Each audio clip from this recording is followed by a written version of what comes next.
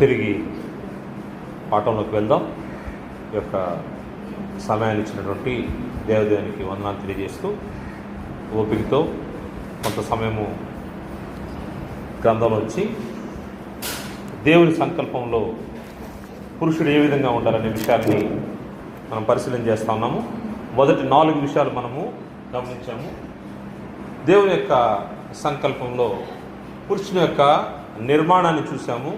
రెండవది పురుషుని యొక్క ఏలుబడి, కుటుంబాన్ని ఏలడము, భార్యను బిడ్డలను ఏలడము. దాని తర్వాత పురుషుని యొక్క బాధ్యతలు, భౌతిక సంబంధమైన బాధ్యతలు చూసాము. 4వది దేవుని ఎదుట నిందారహితుడిగా, నిష్కలంకుడిగా పురుషుడు ఉండి దేవుని సంకల్పాన్ని నెరవేర్చాలనే విషయాన్ని మనము పరిశీలన చేశాము.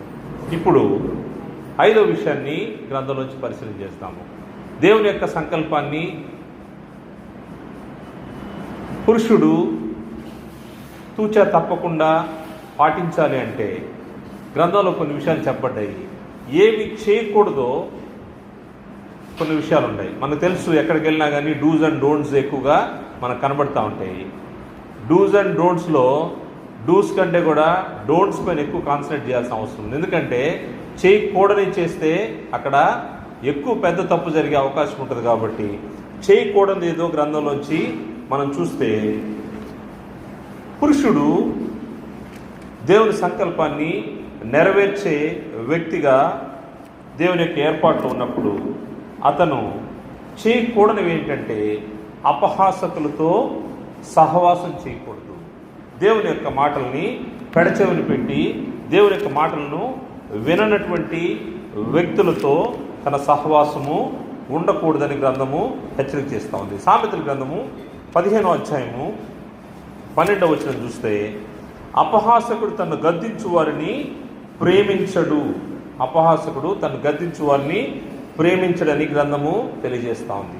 అపహాసులతో సహవాసము క్షేమం కాదని గ్రంథము తెలియజేస్తూ ఉంది. ఇది చేయకూడదని చెప్పిన తర్వాత దేవుడు ఏదైతే చేయొద్దన్నాడో దాన్ని చేయకుండా ఉండాల్సిన అవసరం ఉంది. ఎవరితో సహవాసం చేయమన్నాడో వాళ్ళతో సహవాసం చేయాలి. ఎవరితో సహవాసం చేయకూడదు అన్నాడో వారితో చేయకూడదు. కీర్తన గ్రంథము 1వ వచనం చూస్తే దుష్టుల ఆలోచన చొప్పున నడువక, పాపుల మార్గమున నిలువక, అపహాసకులు కూర్చుండ చోట కూర్చుండక అన్నాడు. అపహాసకులతో కూర్చోకూడదు. అపహాసకులు ఏం చేస్తూ ఉంటారంటే దేవునికి వ్యతిరేకమైన కార్యాలు చేస్తారు. దేవుని మాటను పెడచెవిని పెడతారు. వారు దేవుని మాటలను స్వీకరించరు. ఎవరైతే ఇటువంటి అపహాసకులు ఉంటారు, దేవుని మాటను తక్కువగా ఆలోచన చేసే వాళ్ళు ఉంటారు, వారితో నీ సహవాసము, నీ బాంధవ్యము క్షేమం కాదు. దేవుని యొక్క సంకల్పాన్ని నెరవేర్చాలంటే వారితో నువ్వు సహవాసం చేసావంటే దేవుని సంకల్పాన్ని నెరవేర్చలేవు. కాబట్టి జాగ్రత్తగా ఉండాల్సిన అవసరం ఉంది. అదేవిధంగా గ్రంథం చెప్తున్నమాట, దుష్ట సాంగత్యము మంచి నడవడిని చెడుపును. దుష్టులతో కూడా సాంగత్యము మనం చేయకూడదు. అపహాసకులతో సాంగత్యం చేయకూడదు, మరియు దుష్టులతో సాంగత్యం చేయకూడదు. అదేవిధంగా దుష్టులకు నెమ్మది ఉండదని గ్రంథము తెలియజేస్తూ ఉంది. యెషయా గ్రంథం 57వ అధ్యాయము 21వ వచనం చూస్తే దుష్టులకు నెమ్మది ఉండదంట. కారణం ఏంటంటే వారి క్రియలను బట్టి దేవుడు వారికి తీర్పు తీరుస్తూ ఉంటాడు.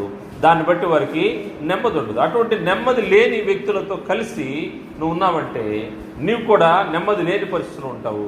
నెమ్మది లేని పరిస్థితులు ఉన్న వ్యక్తి దేవుని యొక్క సంకల్పాన్ని నెరవేర్చలేడు. దేవుని సంకల్పం ప్రకారం, దేవుని చిత్తం ప్రకారం, ఇష్టం ప్రకారము జీవించడము కష్టమైపోతూ ఉంటుంది. అందుకోసము దుష్టులకు దూరంగా ఉండాల్సిన అవసరం ఉంది. దుష్టులకు ఎప్పుడైతే మనము దూరంగా ఉంటామో, అపహాసకులకు దూరంగా ఉంటామో, దేవుని రాజ్య వాతావరణానికి వ్యతిరేకంగా ఉండే వాళ్ళతో నీ స్నేహం వద్దు. అందుకోసమే గ్రంథం తెలియజేస్తున్న మాట, ఈ లోకంతో స్నేహము, దేవునితో వైరము. దేవునితో వైరం. దేవునితో వైరాన్ని కలిగి నువ్వు దేవుని సంకల్పాన్ని ఏ విధంగా నెరవేర్చగలవు? ఛాన్సే లేదని బైబిల్ తెలియజేస్తాం. అందువల్ల దేవునితో సహవాసం కలిగి ఉండాలంటే, దేవుని సంకల్పాన్ని నెరవేర్చాలంటే దుష్టులకు దూరంగా ఉండాల్సిన అవసరం ఉంది. కారణం ఏంటంటే నువ్వు పిలువబడిన సహవాసము చాలా గొప్పది, విలువైనది. లోకంలో ఎక్కడ నీకు దొరకనటువంటి సహవాసం. ఈరోజు అనేక చోట్ల ఈరోజు సెలవు దినంగా ఉండొచ్చు ఉద్యోగస్తులకి, లేకపోతే అనేకులు వాళ్ళ పనుల్లో వాళ్ళు ఉండొచ్చు. కానీ ఇక్కడైతే ఒక చిన్న గ్యాదరింగ్ ఉంది. ఈ గ్యాదరింగ్ ఏమని ఆలోచన చేస్తుంది? దేవుని మాటలు వినాలని, దేవుని బిడ్డలతో సహవాసం కలిగి ఉండాలని. మంచి సహవాసం వల్ల నీకు మేలు జరుగుతూ ఉంటుంది. దేవుని యొక్క మాటలు వినడం, దేవుని యొక్క ఉపదేశం వినడము ఇష్టమైన పనిగా ఎవరైతే చేస్తారో ఇటువంటి సహవాసం, ఇది క్రీస్తు యేసును దేవుడు మనకి ఇచ్చినటువంటి సహవాసము. ఈ సహవాసానికి మనం పిలిచిన దేవుడు నమ్మతగినవాడు. ఇది ఎవరి సహవాసం అంటే ఆయన కుమారుని యొక్క సహవాసం. ఎవరైతే దేవుని యొక్క కుమారుని యొక్క సహవాసంలోకి వస్తారో వారు దేవుని యొక్క సంకల్పాన్ని నెరవేర్చడానికి అనుకూలమైన వారు నెరవేర్చడానికి అవకాశం ఉంది. కొరింథీయులకు రాసిన మొదటి పత్రిక 1వ అధ్యాయం 9వ వచనంలో మన ప్రభు అయిన యేసుక్రీస్తును తన కుమారుని సహవాసమునకు మేము పిలిచిన దేవుడు నమ్మతగినవాడు. ఎవరి సహవాసానికి మనం వచ్చున్నామో, దుష్టుల సహవాసం వద్దన్నాడు, అపహాసకులతో సహవాసం చేయొద్దన్నాడు, అన్యులతో సహవాసము, అన్ని జనాంగంతో సహవాసం వద్దన్నాడు, అన్ని జనులతో వీమంద వద్దన్నాడు. ఎందుకు దేవుడు ఇవి చేయకూడదని చెప్పాడంటే, తన ప్రజలు ఏర్పాటు చేసుకున్న ఇశ్రాయేలుకి దేవుడు ఎందుకు అన్ని జనులతో సహవాసం చేయొద్దన్నాడు. అన్ని జనులతో సహవాసం చేస్తే ఏం జరుగుతూ ఉంటుంది? వారు విగ్రహారాధన చేస్తూ ఉంటారు. ఏం చేస్తారంటే వారితో 1000 మందినా వారితో సహవాసం చేసినా వారి దేవతల వైపుకి మనల్ని తిప్పేస్తూ ఉంటారు, వారి మార్గం వైపు మనల్ని తిప్పేస్తూ ఉంటారు. అందుకోసము వారితో సహవాసము చేయకూడదు, వారి జోలికి మనము వెళ్ళకూడదు. నువ్వు క్రీస్తు యేసు సంబంధవి, నువ్వు క్రీస్తు యేసు యొక్క సహవాసంలోకి పిలువబడ్డావు కాబట్టి దానికి తగినట్టుగా ఉండాల్సిన అవసరం ఉంది. అందువల్ల మన స్నేహము లోకంతో ఉండకూడదు, మన సహవాసం అపాసంతో ఉండకూడదు. మన సహవాసము దేవునితోనూ ఆయన కుమారునితోనూ, ఆయన కుమారుని ద్వారా ఇవ్వబడినటువంటి ఈ యొక్క సంఘముతో నీ సహవాసం ఉండాల్సిన అవసరం ఉంది. ఎప్పుడైతే ఈ సహవాసము నువ్వు కలిగి ఉంటావో నువ్వు దేవుని సంకల్పాన్ని నెరవేర్చేదానికి అవకాశం ఉంది. అందువల్ల దుష్టులతో సహవాసం చేయకూడదు అన్నది. అదేవిధంగా ప్రభువారు ఈ భూమి మీద ఉన్నప్పుడు ఒక ఆజ్ఞ ఇచ్చారు. అదేంటంటే నీవు ఈ భూమి పైన ధనము కూర్చుకొనవద్దు. భూమి పైన ధనం కూర్చుకున్నది అనేది ప్రభువారి యొక్క ఆజ్ఞ అయింది. ఈ ఆజ్ఞను మనము ఎంతమంది నెరవేరుస్తూ ఉన్నారు? దేవుని యొక్క ఆజ్ఞలు కట్టడలు నెరవేర్చాలన్నప్పుడు ఇది కూడా ఆజ్ఞగానే ఇవ్వబడింది. ఈ భూమి పైన ధనం సమకూర్చుకొనవద్దు. కారణం ఏంటంటే ధనాపేక్ష సమస్త కీడులకు మూలము. నీకేది అవసరమో దేవుడు నీకు సమృద్ధిగా ఇస్తాడు. నిన్ను ఆకలితో ఉంచడు, నిన్ను పస్తు పెట్టడు. కాకపోతే దాన్ని విశ్వసిస్తున్నావా? విశ్వాసం లేక ధనాన్ని సమకూర్చేదానికి, ధనం కోసము ధనాపేక్ష, అది ఎలా అయిపోతుందంటే జీవితంలో అదొక విగ్రహంలాగా తయారైపోతుంది. అంటే దేవుని కంటే ఎక్కువగా ధనాన్ని ప్రేమించేదానికి మనుషులు వెంపర్లాడే పరిస్థితి ఏర్పడుతూ ఉంటుంది. ప్రభువారు ఇచ్చినటువంటి ఆజ్ఞను మనము నెరవేర్చలేకపోతే దేవుని యొక్క సంకల్పాన్ని ఏ విధంగా నెరవేరుస్తాం?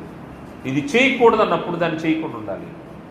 ధనాన్ని కూర్చుకొని వద్దన్నప్పుడు ధనాన్ని కూర్చుకోకుండా ఉండాలి.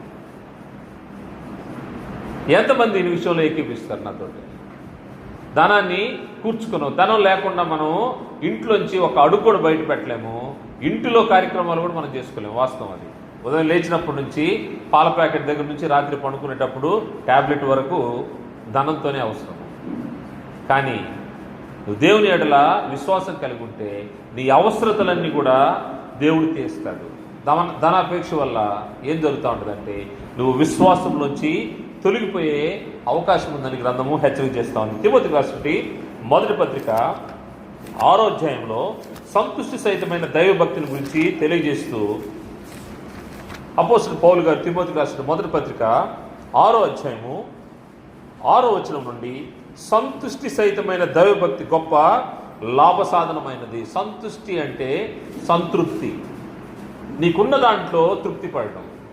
ధనాపేక్ష అంటే దేవుడిచ్చిన దానికంటే కూడా ఎక్కువ కావాలనే కోరికతోటే దానికోసం మనము పరిగెత్తడము. దేవుడికి ఇచ్చే సమయాన్ని కూడా, ఇక్కడ మీరు కూర్చుని ఉన్నారు, ఈ సమయాన్ని వేరే దానికి వెచ్చించే వాళ్ళు కూడా మన వాళ్ళు ఉన్నారు. కారణం ఏంటంటే వారికి దాని మీద ఆశ ఎక్కువ, దానికోసం వారు పరిగిస్తూ ఉన్నారు. దేవుని పట్ల ఆశ కలిగి మీరు ఇక్కడ కూర్చుని ఉన్నారు, ధనం పట్ల ఆశ కలిగి పరిగెత్తే వాళ్ళు కూడా లోకంలో మనకు కనబడతా ఉన్నారు. కానీ ఇచ్చిన దాంట్లో, దేవుడిచ్చిన దాంట్లో తృప్తి పడే పరిస్థితి మనకు ఉండాల్సిన అవసరం ఉంది. సంతుష్ట సహితమైన దైవభక్తి గొప్ప లాభ సాధనమైనది. మనం ఈ లోకంలోనికి ఏమీ తేలేదు, దీని నుండి ఏమీ తీసుకుని పోలేము. కాగా అన్న వస్త్రము గలవారమై ఉండి వాటితో తృప్తి పొంది ఉందము. అన్న వస్త్రములు కలిగిన వారమై, దేవుడు నీకేది కూడా కొదువు చేయడు. వాస్తవంగా మనం చూస్తే దేవుని పట్ల భయభక్తులు కలిగినటువంటి వారు పేదలైతే లేరు. అనేక మందిని మన గ్రంథంలో చూడొచ్చు. వారు ఆ కాలాల్లో, ఆ సమయాల్లో వారే అంత ధనవంతులంట, అంతకు మించిన ధనవంతులు లేరు. అబ్రహాం దగ్గర నుంచి మనం చూస్తే ఎంతో ధనవంతులు, కానీ ఆ ధనాన్ని వాళ్ళు ఎట్లా ఆలోచన చేశారంటే తృణప్రాయంగా ఇచ్చారు. దేవుడు దేనికి శిల్పి నిర్మాణకులై ఉన్నాడో ఆ పరిశుద్ధ పట్టణం కోసము అబ్రహాము ఎదురు చూశాడు. ఈ భూమిపైనున్న సర్వాన్ని ఆయన పక్కన పెట్టుకున్నాడు. ఇవన్నీ కూడా నాకు సంబంధం లేనివి, వీటి విషయంలో నేను ఆలోచన చేయను. ఎప్పుడైతే ధనం వైపు పరిగిస్తామో మనకి ఎలా ఇబ్బందులు వస్తాయంటే 9వ వచనంలో, ధనవంతులకు అపేక్షించు వారు శోధనలోను ఉరిలోను అవివేకయుక్తములకు హానికరములైన అనేక దురాశల్లోనూ పడుదురు. ఎప్పుడైతే ధనం కోసము పరిగిస్తూ, ధనం కోసము వెంపర్లాడుతూ పోతారో వారు ధనవంతులకు అపేక్షించు వారు ఉరిలోను శోధనలోను. ఇది కష్టతరమైన పరిస్థితుల్లోకి ధనాపేక్ష నిన్ను నెట్టేస్తూ ఉంటుంది. అందుకోసమే అటు మనుషులు నష్టములోను నాశనంలోనూ ముంచివేయును. ధనాపేక్ష నిన్ను నష్టాల్లోకి తీసుకెళ్తా ఉంటుంది. నువ్వు లాభం కోసం పరిగిస్తూ ఉంటావు. దేవునికి ఇవ్వాల్సిన సమయాన్ని వదిలిపెట్టి లాభం కోసం పరిగెత్తిన ప్రతి చోట నీకు నష్టమే వస్తుంది. నువ్వు ధనం కోసము పరిగిస్తున్నావు. ప్రభువారు చెప్పాడు, ఈ భూమి మీద నువ్వు ధనం కూర్చుకునవద్దు, ఇక్కడ చిమ్మెటయు తుప్పును పట్టును. పరలోక సంబంధమైన దానిని కూర్చుకోమన్నాడు. పరలోక సంబంధమైన ధనము ఏ విధంగా వస్తుందో మనకు తెలుసు. దేవుని పక్షంగా నువ్వు చేసే సత్క్రియల ద్వారా నీ అకౌంట్లో పరలోకంలో ధనం ఉంటా ఉంటుంది. ఆ ధనాన్ని సమకూర్చుకోవాలి. ఏ ధనం మనకు వద్దన్నాడంటే ఈ భూమి పైన ధనం వద్దన్నారు, పరలోకంలో ధనాన్ని కూర్చుకోమన్నాడు. దానివల్ల శోధనలోను నష్టములోను నాశనంలోను ముంచిపోయింది. ఎందుకనగా ధనాపేక్ష సమస్త కీళ్లకు మూలము.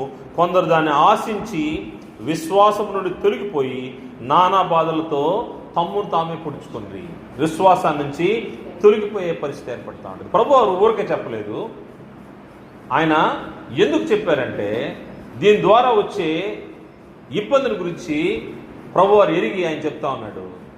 ధనం వైపు ఎప్పుడైతే నువ్వు వెళ్తావో ఒకరోజు ఈ విశ్వాసం నుంచి, దేవుని యొక్క మార్గం నుంచి తొలగిపోయి తమ్మును తామే పొడుచుకున్న వ్యక్తులు ఉన్నారంట. అందుకోసమే కింద హెచ్చరిస్తూ దైవజనుడా అన్నాడు. దైవజనుడా అంటే ప్రతి విశ్వాసి సంబంధించినటువంటి మాట ఇది. దైవజనుడా నీవైతే వీటిని విసర్జించి నీతిని, భక్తిని, విశ్వాసమును, ప్రేమను, ఓర్పును, సాత్వికమును సంపాదించుకుంటూ ప్రయాసపడము. దేన్ని వదిలిపెట్టాలో, దేన్ని సంపాదించుకోవాలో గ్రంథం తెలియజేస్తూ ఉంది. దేన్ని వదిలిపెట్టమన్నారో దాన్ని వదిలిపెడుతూ, దేన్ని సంపాదించుకోమన్నారో దాన్ని సంపాదించుకోవాలి. ధనాపేక్షను వదిలిపెట్టాలి. ధనాపేక్ష గ్రంథంలో తెలియజేయబడింది. అది విగ్రహారాధనతో పోల్చారు. విగ్రహారాధన మనము డైరెక్ట్గా ఎక్కడికో వెళ్ళి బొమ్మల్ని మొక్కి టెంకాయలు కొడితే విగ్రహారాధన అనుకుంటాం. కానీ నువ్వు దేవుణ్ణి వదిలి ధనం వైపు పరిగిస్తే అది విగ్రహారాధనే. ధనాపేక్ష సమస్త కీళ్లకు మూలము. విశ్వాసం నుండి తొలగిపోయారంట. ఏం చేయాలని గ్రంథం చెప్తుందంటే నువ్వు వీటిని విసర్జించి నీతిని, భక్తిని, విశ్వాసమును, ప్రేమను, ఓర్పును, సాత్వికమును సంపాదించుకున్నాము. వేటిని సంపాదించుకోవాలో వాటి గురించి ఎక్కువగా ఆలోచన చేయాలి. కారణం ఏంటంటే కింద వచనంలో విశ్వాస సంబంధమైన మంచి పోరాడము, నిత్య జీవమును చేపట్టము, దాన్ని పొందుటకు నువ్వు పిలువబడి అనేక సాక్షులు ఎదుట మంచి ఒప్పుకుంటే. ఈరోజు ఇక్కడ చేరినటువంటి పరిశుద్ధులందరూ వారు మంచి ఒప్పుకొని దేవుని ఇంట్లోకి ప్రవేశించిన వారే. నువ్వు దేవుని ఇంట్లోకి ప్రవేశించే రోజు నీ ఒప్పుకోలు ఏ విధంగా ఉందో దాన్ని మర్చిపోయి లోకం వైపు పరిగెత్తి లోకంతో స్నేహం చేసి ధనాపేక్షలో మునిగిపోయావంటే నువ్వు నష్టపోతా ఉంటావు. దేన్ని విసర్జించాలో, ఏది చేయకూడదు అన్నాడో దాన్ని చేయకుండా దేన్ని చేయమన్నాడో దాన్ని చేయడానికి మనము ఆలోచన చేయాల్సిన అవసరం ఉంది. ప్రభువారు ఈ భూమి మీద ధనాన్ని కూర్చుకొని వద్దన్నాడు. సత్క్రియలనే ధనం కలిగిన వారుగా ఉండాల్సిన అవసరం ఉంది. బైబిల్ హెచ్చరిక చేస్తాను. సత్క్రియలనే ధనము. ప్రభుపక్షంగా నువ్వు చేసే ప్రతి ప్రయాస అది వ్యర్థం కాదని తెలియజేయబడింది. నీ ప్రయాస ప్రభుపక్షంగా వ్యర్థం కాదు. దానిలో స్థిరులను కదలని వారును ఆసక్తి కలిగి ఉండాలని గ్రంథం హెచ్చరిక చేస్తాం. అందువల్ల ఏది చేయకూడదో వాటిని చేయకుండా ఉండాల్సిన అవసరం ఉంది. అపహాసకులతో మనము సహవాసం చేయకూడదు, లోకంతో సహవాసం చేయకూడదు, అదేవిధంగా ధనాపేక్ష కలిగి ఉండకూడదు. 6వ విషయాన్ని మనము గ్రంథంలోంచి పరిశీలన చేస్తే మనము భౌతిక సంబంధమైన బాధ్యతలు ఇందాక మనము పరిశీలన చేశాము. పురుషుడిగా దేవుని సంకల్పాన్ని జరిగించే వ్యక్తిగా భౌతిక సంబంధమైనటువంటి బాధ్యతలు, తల్లిదండ్రులు గౌరవించడము, వారిని ప్రేమించడము, వారిని సంతోషపెట్టడము, అదేవిధంగా కుటుంబాన్ని పోషించడము, దేవుని యొక్క ఆజ్ఞలను పాటించడము, ఇటువంటి విషయాలు భౌతిక సంబంధమైనటువంటి విషయాలు కొన్ని కుటుంబం గురించి చూసాము. కష్టపడి పనిచేసి ఆహారాన్ని సంపాదించడము, కుటుంబాన్ని పోషించడం. ఇప్పుడు కొన్ని ఆత్మ సంబంధమైన బాధ్యతలు క్రీస్తు యేసు యొక్క మాదిరిలో నీవు నేను జీవించడం కోసము దేవుని సంకల్పంలో ఆత్మ సంబంధమైన బాధ్యతలు మనకు ఇవ్వబడ్డాయి. ఆత్మ సంబంధమైన బాధ్యతలు అన్నప్పుడు ఈ బాధ్యతలకు ముందుగా క్రీస్తు ప్రభువారిని ఒకసారి మనం చూడాల్సిన అవసరం ఉంది. క్రీస్తు ప్రభువారు ఈ భూమి మీదకి ఏ ఉద్దేశంతో ఆయన పంపబడ్డాడో ఆ ఉద్దేశాన్ని దేవుడు ఏర్పాటు చేసినటువంటి సంకల్పాన్ని ఆయన నెరవేర్చి ఆయన దేవుని ఎదురు చేరుకున్నాడు. ఆ విషయంలో ఎక్కడ కూడా డీవియేషన్ లేదు, ఎక్కడ కూడా చిన్న మార్పు కూడా లేకుండా జాగ్రత్తగా ఆయన చేశాడు. నశించిన దానిని వెతికి రక్షించుటకు మనుష్య కుమారుడు ఈ లోకంలోకి వచ్చాడు. ఆయన దేనికోసం వచ్చాడు? ఆయన పంపబడిన ఉద్దేశం ఏంది? దేవుని సంకల్పం నెరవేర్చబడాలంటే, దేవుని కుమారులుగా మనం స్వీకరించబడాలంటే అది క్రీస్తు యేసు ద్వారా, క్రీస్తు యేసు యొక్క రక్తము ద్వారా అని మనకు గ్రంథం తెలియజేయబడినప్పుడు ఆ యొక్క సంకల్పాన్ని నెరవేర్చడానికి ఆయన ఈ భూమి మీదకి వచ్చాడు. నశించిన దాన్ని వెదకి రక్షించడానికి వచ్చాడు. వచ్చిన ఆయన ఏం చేస్తా ఉన్నాడు? ఖాళీగా ఉన్నాడా? లేడు. ఎప్పటి నుంచి ఖాళీగా లేడు? బాల్యం నుంచే, ఆ వయసు నుంచే ఖాళీగా లేడు. ఎందుకంటే తనకు తెలుసు ఏ ఉద్దేశంతో ఈ భూమి మీదకి వచ్చాడో ఆ పని మీద ఉన్నాడంట. ఆయన లూకా సువార్తలో మనం చూస్తే, నేను నా తండ్రి పనుల మీద ఉండవలనని మీరు ఎరుగురా అంటాడు. వాళ్ళ తల్లిదండ్రులు వారు పండుగను ఆచరించడానికి వచ్చి వారు తిరిగి వెళ్ళేటప్పుడు ఈయన మిస్ అయిపోయాడు. వాళ్ళలో ఈయన యెరూషలేములోనే ఆగిపోయాడు. ఆగిపోయిన తర్వాత 2 రోజుల ప్రయాణం తర్వాత వారు చూసుకొని తిరిగి వచ్చి ఆయన అడుగుతా ఉన్నారు. 2వ అధ్యాయము 42వ వచనంలో, ఆయన 12 ఏళ్ల వాడు అయినప్పుడు ఆ పండుగను ఆచరించుటకై వాడుక చొప్పున వారు యెరూషలేమునకు వెళ్ళిరి. ఆ దినములు తీరిన తరువాత వారు తిరిగి వెలుచుండగా బోలెడని యెరూషలేములో నిలిచెను. ఆయన తల్లిదండ్రులు ఆ సంగతి ఎరుక ఆయన సమూహంలో ఉన్నాడని తలంచి యొక్క దిన ప్రయాణం సాగిపోయి తన బంధువుల్లోనూ నెలవైన వారిలోనూ ఆయన్ను వెతుకుచుండిరి. ఆయన కనబడనందున ఆయన్ను వెతుకుచు యెరూషలేమునకు తిరిగి వచ్చిరి. 3 దినములైన తరువాత ఆయన దేవాలయంలో బోధకుల మధ్య కూర్చుండి వారి మాటలను ఆలకించుచు వారిని ప్రశ్నలు అడుగుచూ ఉండగా చూచిరి. ఈయన ఏం చేస్తా ఉన్నాడు? బోధకుల మధ్య కూర్చొని వారు చెప్పే వాటిని వింటా ఉన్నాడు, వారిని ప్రశ్నిస్తూ ఉన్నాడు, వారు ఆన్సర్ చెప్తా ఉంటే వారితో చర్చలో ఉన్నాడు. ఆయన తల్లిని ఆయన చూసి మిక్కిలి ఆశ్చర్యపడి, ఆయన తల్లి, కుమారుడా, మమ్మల్ని ఎందుకు ఇలాగ చేసి, ఇదిగో నీ తండ్రియు నేను దుఃఖపడుచు నిన్ను వెతుకుచుంటమని ఆయనతో చెప్పగా, ఆయన మీరు నన్నేల వెతుకుచుంటిది, నేను నా తండ్రి పనుల మీద ఉండవాలని మీరు ఎరుగురా. ఎవరి పనుల మీద ఉండాలంట?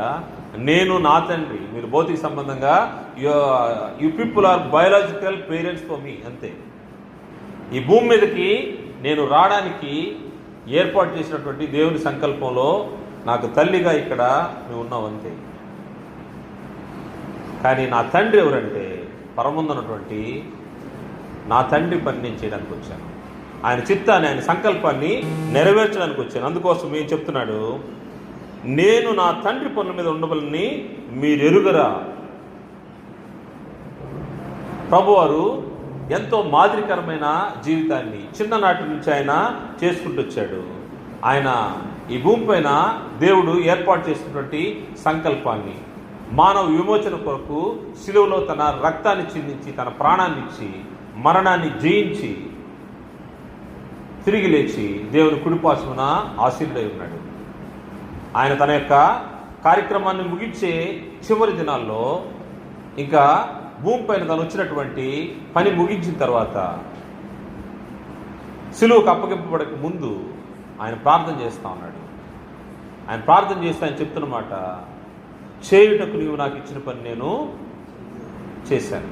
యోహాను సువార్త 4వ వచనంలో, నన్ను పంపిన వాని చిత్తము క్షమించాలి, చేయుటకు నువ్వు నాకు ఇచ్చిన పని నేను సంపూర్ణంగా నెరవేర్చి భూమి మీద నిన్ను మహిమపరిచితిని.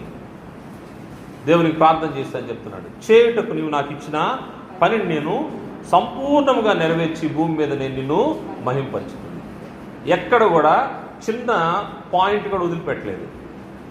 మనం బజార్కి ఒక 5 వస్తువులు చెప్పి పంపిస్తే ఒకటో రెండో మర్చిపోయి వస్తూ ఉంటాం. కానీ ఈయన వచ్చిన మిషన్లో ఒక్క చిన్న పాయింట్ కూడా మిస్ కాకుండా సంపూర్ణంగా నెరవేర్చి భూమి మీద దేవుని మహింపరిచాడట. దేవుని సంకల్పాన్ని జరిగించాల్సినటువంటి పురుషుడు, దేవుని యొక్క సంకల్పంలో భాగమైనటువంటి ప్రతి విషయాన్ని ప్రభువారు ఏ విధంగా జరిగించారో ఆ విధంగా మనం కూడా జరిగించాల్సిన అవసరం ఉంది.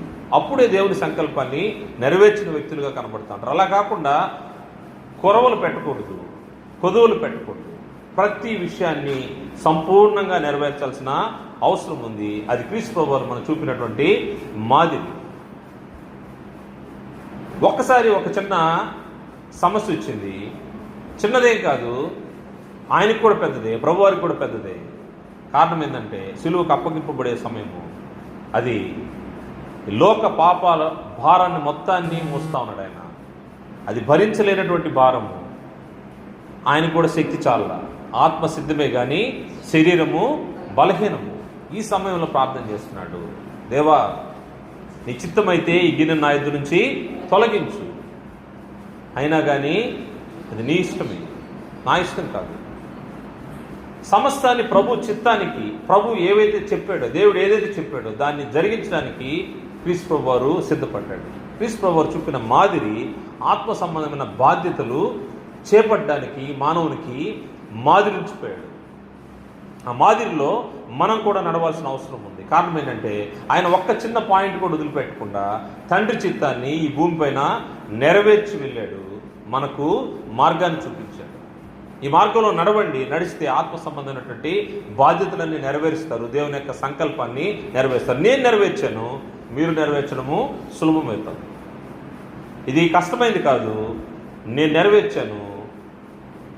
దేవుని సంకల్పంలో మీరు కూడా ఆయన యొక్క చిత్తాన్ని నెరవేర్చవచ్చు అని ప్రభువారు ఆయన వెళ్తూ కొన్ని బాధ్యతలు అప్పచెప్పాడు.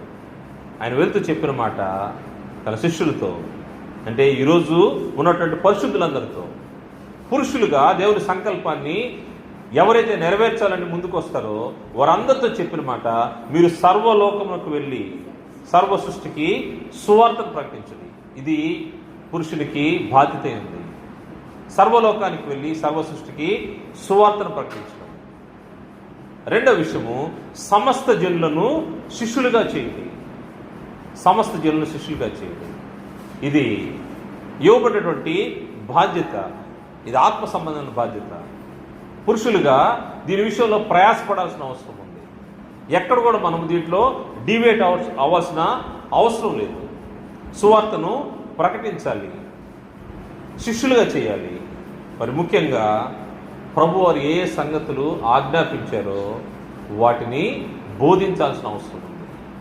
మత్తయి సువార్త 28వ అధ్యాయము 19-20 వచనాల్లో చివరి వచనాల్లో చూస్తే, కాబట్టి మీరు వెళ్ళి సమస్త జనులను శిష్యులుగా చేరి తండ్రి యొక్క, కుమారుని యొక్క, పరిశుద్ధాత్మ యొక్క నామములో మనకు బాప్తిస్మిచ్చుచు నేను మీకు ఏ సంగతులు ఆజ్ఞాపించుతున్నో వాటన్నిటినీ గైకొనవాలని వారికి బోధించడి.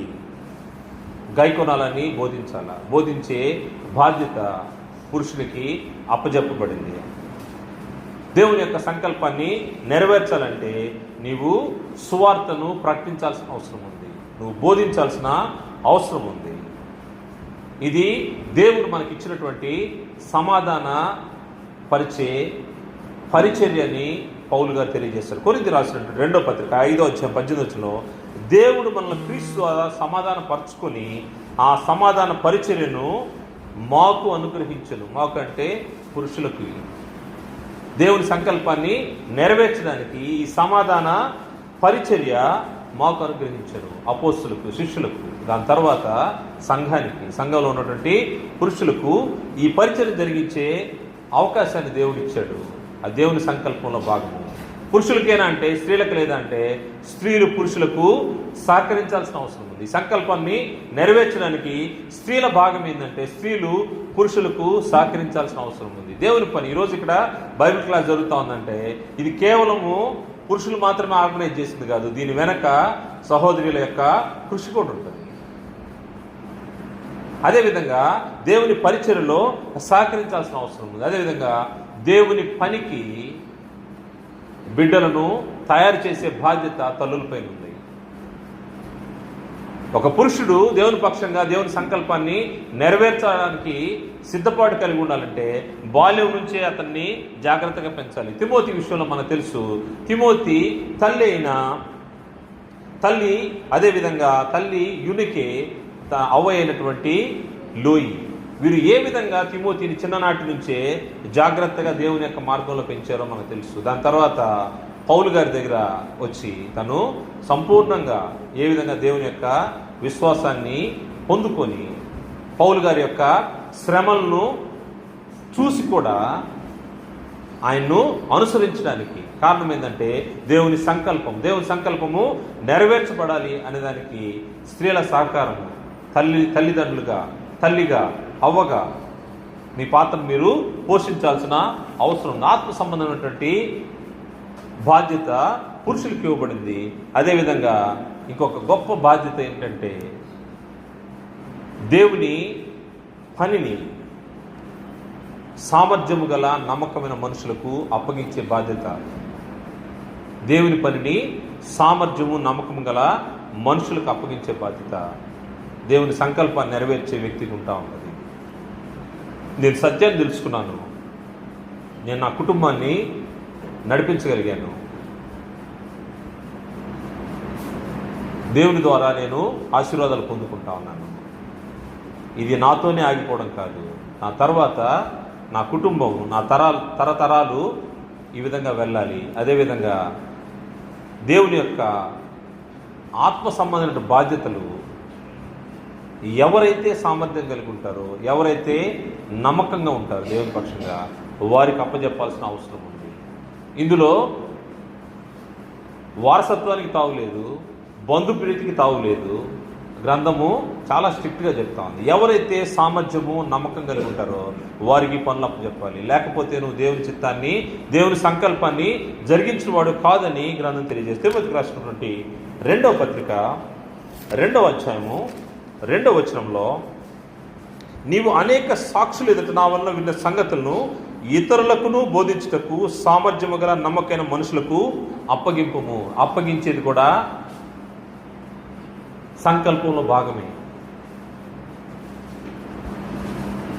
సామర్థ్యము నమ్మకం గల మనుషులకు, వారు ఇతరులకును బోధించుటకు, దేవుని విషయాల్ని బోధించడానికి స్థానిక సంఘంలో దేవుని యొక్క పనిని ఎక్కువ మంది ప్రయాసపడి చేయడానికి ఎవరైతే నమ్మకం కలిగి ఉన్నారో, ఎవరైతే సామర్థ్యం ఉన్నారో వారి సామర్థ్యాన్ని వెలికి తీసి వారికి మనము దేవుని యొక్క పనిని అప్పచెప్పి దేవుని పక్షంగా వారిని వాడాల్సిన అవసరం ఉంది. అది కూడా పురుషుడిగా నీ బాధ్యత.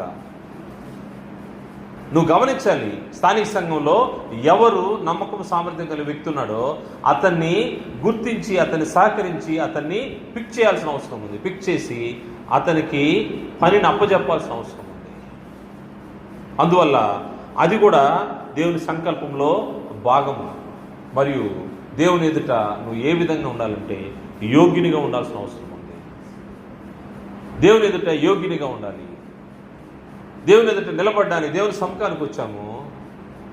నీ మనస్సాక్షికి దోషారోపణ లేకుండా నువ్వు ఆరాధన చేసేటప్పుడు, దేవుని ఎదుట నువ్వు మోకరించేటప్పుడు, దేవుని ఎదుటకు నువ్వు వచ్చినప్పుడు నీ మనస్సాక్షి దోషారోపణ లేకుండా దేవుని సంకల్పాన్ని నేను సంపూర్ణంగా నెరవేర్చడానికి సిద్ధపడిన వాడును, చిన్న చిన్న లోపాలను సరిచేసుకుంటూ మీ ఎదుట ఉన్నానని ధైర్యంగా నిలబడగలిగే పరిస్థితి ఉండాల్సిన అవసరం ఉంది. దేవుని ఎదుట యోగ్యునిగాను, తిమోతి రాసిన 2వ పత్రిక 2వ అధ్యాయం 15వ వచనంలో, దేవుని ఎదుట యోగ్యునిగాను, సిగ్గుపడనక్కర్లేని పనివానిగాను, సత్యవాక్యమును సరిగా విభజించువానిగా నిన్ను నీవే దేవునికి కనపరుచుకుంటకు జాగ్రత్త పడము. జాగ్రత్త అనేది అది మనకొక వార్నింగ్ లాంటిది. దేవుని ఎదుట కనబడడానికి జాగ్రత్త పడాలి. దేవునికి నువ్వు ఎక్కడున్నా కనబడతావనే సంగతి మనకు తెలుసు. కానీ దేవుని సముఖానికి వచ్చేటప్పుడు దేవుని ఎదుట నీ ప్రవర్తన, నీ ప్రతి పరిస్థితి జాగ్రత్తగా ఉండాల్సిన అవసరం ఉంది. కారణం ఏంటంటే దేవుడు నీకు ఇచ్చినటువంటి ఈ గ్రంథము, దేవుని యొక్క మాటలు ఇవి ఎంతో అమూల్యమైనవి. నీకు బాధ్యత ఉంది. నీవు ఇతరులను ప్రేరేపించాలి, సామర్థ్యం గల వారిని ప్రోత్సహించాలి, నమ్మకమైన వారిని ప్రోత్సహించాలి. నీకు నువ్వు దేవుని ఎదుట జాగ్రత్తగా కనపరుచుకోవాలి. అదేవిధంగా నీవు దేవుడు నీకు ఇచ్చినటువంటి వాక్యాన్ని బట్టి నీకున్నటువంటి మందను జాగ్రత్తగా కాయాల్సిన అవసరం ఉంది. నీ సహోదరుల్ని హెచ్చరించాల్సిన అవసరం ఉంది. దేవుని సంకల్పాన్ని నెరవేర్చే పురుషుడు ఏ విధంగా ఉంటాడంటే, దైవావేశం వలన కలిగినటువంటి ఈ లేఖనాలను ఉపదేశించడానికి, ఖండించడానికి, తప్పుదిద్దడానికి, నీతి యందు శిక్ష చేయడానికి, బుద్ధి చెప్పడానికి ఈ గ్రంథాన్ని వాడాల్సిన అవసరం ఉంది. ఒక వ్యక్తి తప్పులో ఉన్నాడు, లేకపోతే పొరపాటు జరిగిస్తూ ఉన్నాడు, నువ్వు చూసి చూడటం ఉండకుండా వెళ్ళిపోకూడదు. ఇది నాకు సంబంధించింది కాదనే ఆలోచన చేయకూడదు. నువ్వు వెంటనే గ్రంథాన్ని తీసి అతన్ని వ్యక్తిగతంగా హెచ్చరించాల్సిన అవసరం. ఎందుకంటే నీకు ఉండే దేవుని యొక్క వాక్యమే దానికోసం. తిమోతి రాసినటువంటి 3వ అధ్యాయము 16వ వచనంలో, దైవజనుడు సన్నద్ధుడే ప్రతి సత్కార్యమునకు పూర్ణముగా సిద్ధపడినట్లు దైవావేశం వల్ల కలిగిన ప్రతి లేఖనము ఉపదేశించుటకును, ఖండించుటకును, తప్పుదిద్దుటకును, నీతి యందు శిక్ష చేయుటకును ప్రయోజనకరమై ఉన్నది. అందువల్ల జాగ్రత్తగా పరిశీలన చేయాల్సిన అవసరం ఉంది. దేవుని యొక్క వాక్యాన్ని సరైన విధానంలో వాడాల్సిన అవసరం ఉంది. అదేవిధంగా దేవుని యొక్క మాటలను మనము ఆలోచన చేస్తే, దేవుని ఎదుట నీవు యోగ్యునిగా కనబడాలంటే నీ ప్రతి ప్రవర్తన జాగ్రత్త కనిపెట్టుకో ఉండాలి. నేను ఎవరు కూడా వేలెత్తి చూపించే విధంగా నువ్వు ఉండడానికి నువ్వు వీల్లేదు. దేవుని సంకల్పాన్ని నెరవేర్చే పురుషుడు ఏ విధంగా ఉంటాడో తిమోతికి రాసినటువంటి 1వ పత్రిక 4వ అధ్యాయము 11వ వచనం చూస్తే, నీ యవ్వనం బట్టి నేను ఎవడును నిన్ను తృణీకు కానీ మాటలోను, ప్రవర్తనలోను, ప్రేమలోను, విశ్వాసంలోను, పవిత్రతలోను విశ్వాసులకు మాదిరిగా ఉండము. విశ్వాసులకు మాదిరిగా ఉండాల్సిన అవసరం ఉంది. సంకల్పాన్ని ఎవరైతే నెరవేర్స్తారో వారి బాధ్యత ఏంటంటే మాదిరికరమైన జీవితం జీవించాల్సిన అవసరం ఉంది. నీకు అనేక బాధ్యతలు ఇవ్వబడ్డాయి, ఆత్మ సంబంధమైనటువంటి బాధ్యతలు. ఈ బాధ్యతల్లో దేని నుంచి కూడా తప్పించుకుందామనో, సాకులు చెప్పి దూరంగా ఉందామనో ఉంటే కుదరదు. కానీ జాగ్రత్తగా ఉండాల్సిన అవసరం ఉంది. అదేవిధంగా చివరి మాట, ఆత్మ సంబంధమైనటువంటి సంఘ నాయకత్వం కూడా పురుషునికి అప్పచెప్పబడింది. ఆత్మ సంబంధమైనటువంటి సంఘ నాయకత్వం. ఈ సంఘ నాయకత్వము ఎవరి ద్వారా ఈ నాయకత్వం చేయాలంటే, నేను వచ్చాను కాబట్టి నా పేరుతో నేను నాయకత్వం చేయకూడదు. ఇక్కడ క్రీస్తు యేసు యొక్క నాయకత్వంలో నువ్వు పనిచేయాల్సిన అవసరం ఉంది. క్రీస్తు యేసు యొక్క అధికారం కింద నాయకత్వం చేయాల్సిన అవసరం ఉంది. అందుకోసమే స్థానిక సంఘంలో పెద్దలను ఏర్పాటు చేయడం అనేది ఒక భాగమైంది.